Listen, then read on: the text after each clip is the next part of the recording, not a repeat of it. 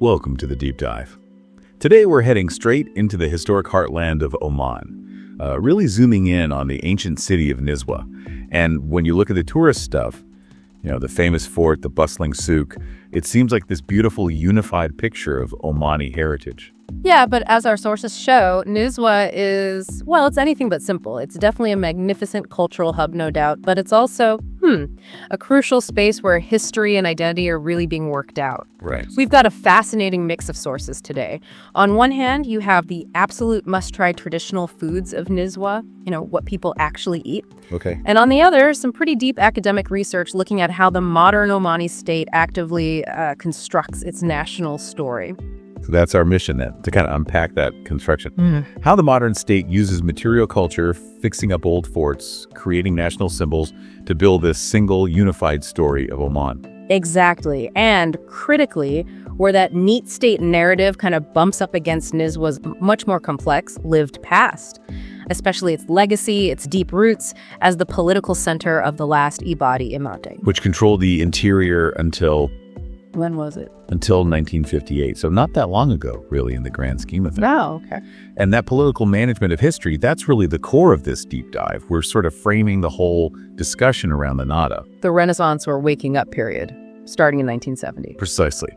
The Nada was fundamentally a modernization project. Its goal was unifying a nation that had been historically quite fragmented and pushing this idea of a progressive, forward-looking history that maybe conveniently starts right there in 1970.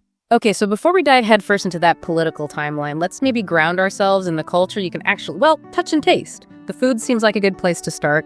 You said it roots Nizwa in a specific past. It absolutely does. Nizwa's reputation for traditional dishes is really strong. Places like Beit al-Safa, the Nizwa Fort Coffee House, Binatik, they're famous for these authentic flavors.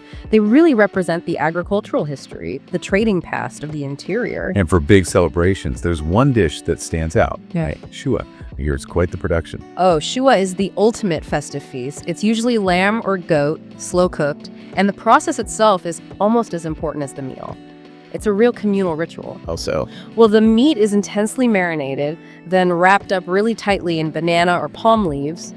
And then this is the key part. It's buried in a special underground sand oven called a taboon. Underground. And how long does it cook for? I heard it's a while. We're not talking a few hours. It can be up to 48 hours. 48 hours. Yeah. And that incredible time isn't just about getting the flavor right, although the result is this incredibly tender, smoky meat. It's legendary. It also symbolizes the huge social investment, the patience, really, of traditional communal life. It's like a literal investment of time in a shared future meal. That's fascinating. So beyond shua, what else is central? Rice, I assume. No, definitely. Rice is key. You've got majbouz, that's a fragrant spiced rice, often with chicken, maybe some dried fruits and nuts thrown in. Very rich, celebratory. Okay. Then there's madruba. That's quite different, more like a porridge, really. A heavier, sort of comforting consistency, again, with spices and chicken. Now, Nizwa's inland, right, deep in the interior. But the sources mention seafood still finding its way there. That's a really key point about Oman's geography and trade.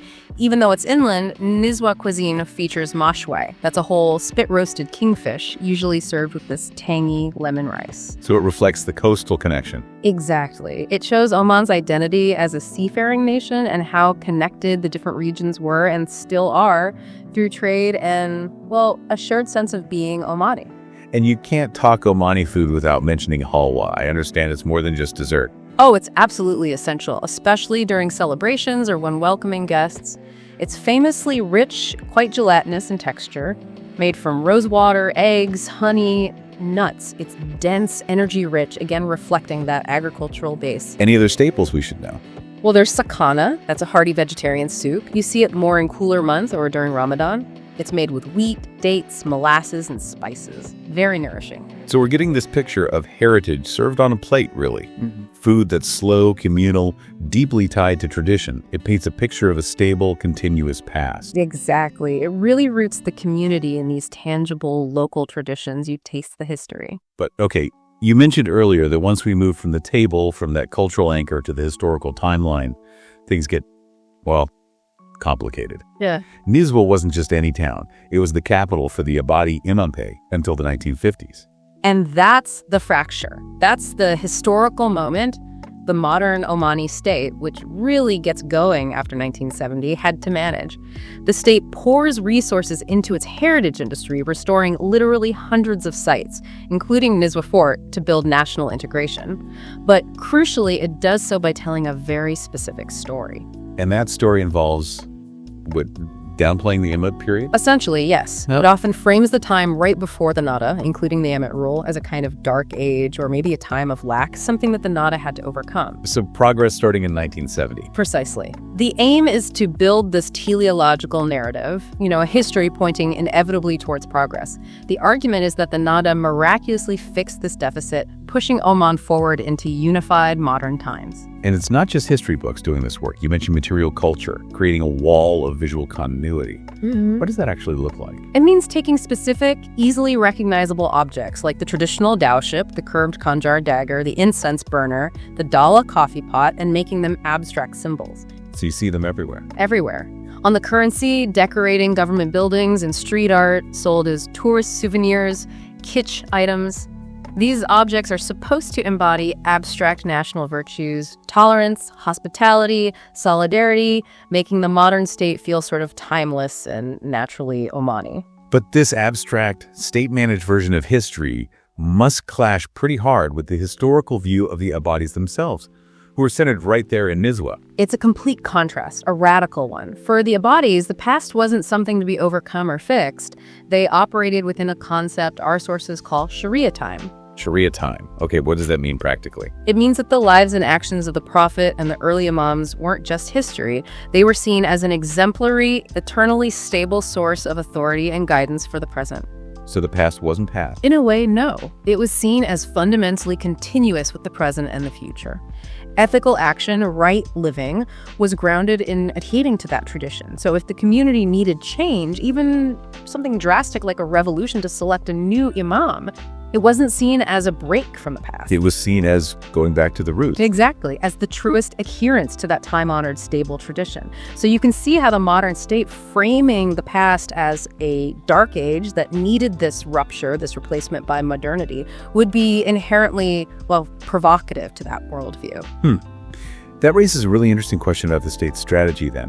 If you take these objects that are loaded with historical meaning and try to strip them down into just abstract symbols of unity, what happens when people encounter those symbols in daily life?